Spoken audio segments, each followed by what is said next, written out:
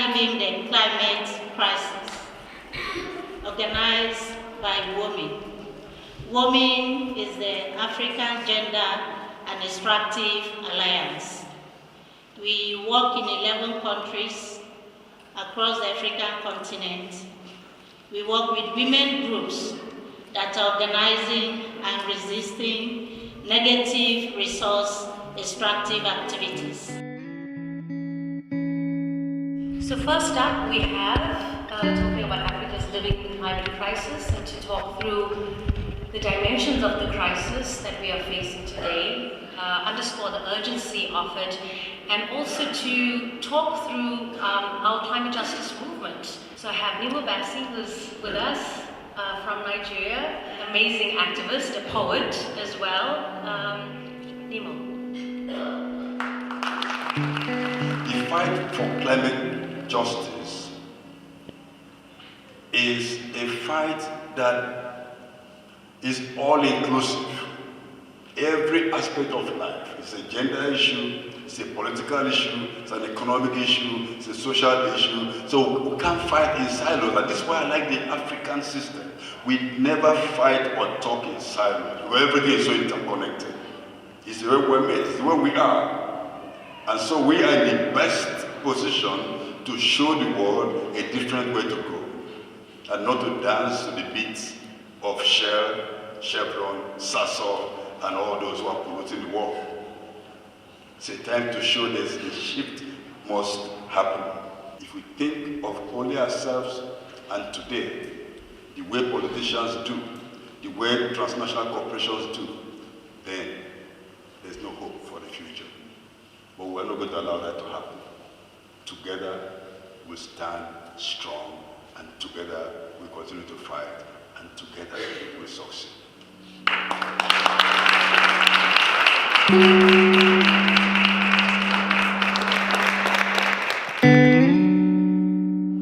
Seblamo is a community-based organization. Its main objectives are promoting sustainable development, social and cultural integrity of Lamu community. Seblamo is currently fighting against the proposed coal power plant, which is mainly built at an area called Kwasasi. The project has a lot of negative impact to the community and its environment. As you know, Lamu is a UNESCO, a World Heritage Site, whereby a lot of cultural resources are being preserved, including the sea and the culture for the Lamu community. Now, when we look at on the effect, how the coal power plants will bring to the community, for example, the sea, whereby fishermen, people are fishing there, they will lose their land. It will bring a lot of effect to the fish, and we also depend on that for our daily income. So all that will be going to be affected due to the proposed coal power plant. According to the Constitution of Kenya, it directly states that every Kenyan has the right to a healthy environment, including protecting the environment for future generations, the right to a high standard of health. We are concerned with the risk to our waters and water-based livelihood as a result of the proposed coal power plant. So it will affect all that in our land.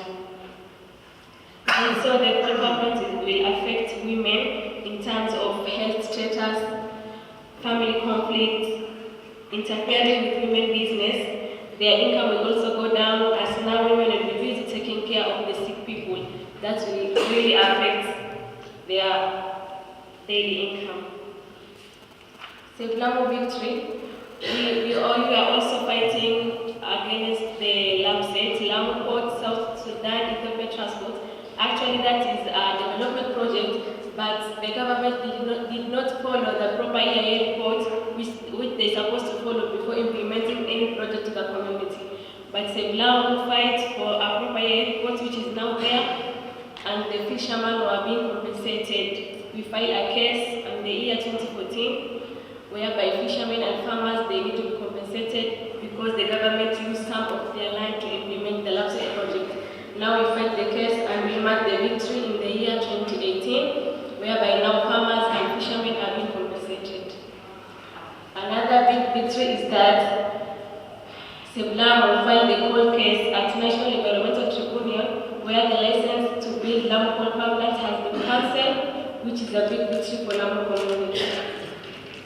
Since there were no PIA reports, now the project has been stopped. They can no longer continue with the whole project. But they have also appealed to the court. Now we have come up with some strategies on how we can carry on with our campaign. So, thank you. That is all.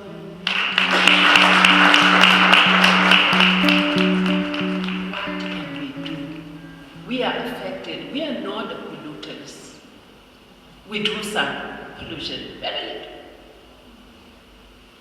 And the mining is happening in our countries, and now in Mozambique, the issue of gas in Rovuma, and they're running, for gas, and undermining what is coming after the displacement of communities, and the promises that these companies, when they are talking with the rural communities, will say, okay, we'll bring hospital, we'll employ your children. They know that these people don't have capacity to work in this company. But they tell you that so that they employ you for 2 months, and then they say you don't have capacity. What else are you going to do? And we have been trying to teach the communities that in a hospital, what does a hospital mean for you if in that hospital there is no medicine? If you get sick, yes, you go to the hospital, but there is no medicine. What else can you ask as compensation for these companies who are deployed in they are extracting everything that we have. In the end, we don't have no resources, and also we don't have no infrastructures. We're left, the same way they found us. So, but this becomes difficult because a company comes and shows you $100. You've never seen it. You don't have food in your pot. You need to eat. How are you going to say no to $100? But for how long is this $100 going to feed you? Your fertile land has taken away. You've moved from that river which you rely on it for washing, for cooking, because the grabbing issue, the grabbing of land, the grabbing of water, it's so real. And all these companies are running for Africa, and they have done the mapping. They know which places are better for them. And we also know which is better for us. Why feminist analysis is important? It's because women take care of the planet. They can take care of the planet. And also the issue of ecofeminism. We use the word of territory. It's not only about my body, it's about my body. My space, which is the forest, the land, the ocean, the people, respect for the people, and for the protecting the space where I live, and not exploit.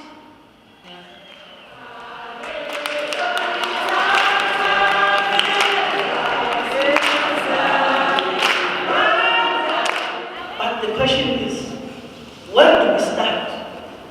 Because we are here today, all of us, even what we consume, is not that which comes from our liberated communities.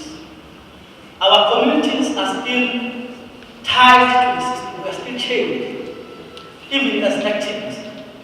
How do we break that system? Thank you. And to what extent has traditional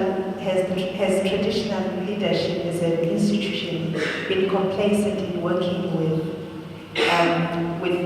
with government and also with capitalists as they invade our communities? My question is to Kadisha from Lamu.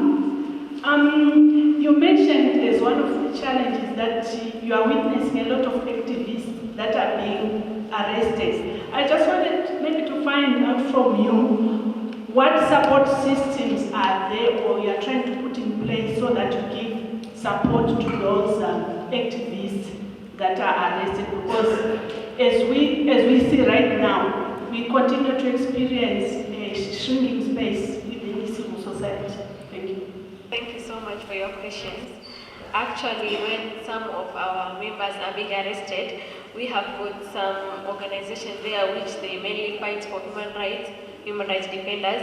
We mainly go to them and explain to them the reason as to why we are being arrested, because before even starting our demonstration or before even starting to do any campaign or sensitizing, we normally go to the police and ask for a grant permission so that we can be able to do such activities. But at the end, we may relate letters to them, they grant us permission, but when we try to do a demonstration or maybe try to do such an activity, they deny us permission and they end up arresting some of our members. So we have such an organization in Lamu whereby they can fight for such people, because we are always innocent, because we are fighting for our own rights, we are not doing anything wrong. So yeah, that is how we support ourselves in such cases. Thank you. Then the other question, traditional rulers were, yes, in many cases they are complicit because they have privileged position and it's because of, many of them are quite myopic, looking for personal gains. Any kind of leader that looks for personal gain will be complicit in crimes. No matter who, whether it's a political leader, and you know about how corrupt our political leaders can be. It's all because they have this short-sighted mentality of looking for accumulating resources they can't even exhaust in one lifetime. That children cannot finish spending that money, but they keep on compiling it. It's a kind of madness. Who changes the system? It's all of us. With those small actions. Yeah. It's not easy to talk about the better system, the system that works for the people. Who is benefiting now from this extraction that is happening in our countries? Are we really benefiting? But I believe that changes come from people.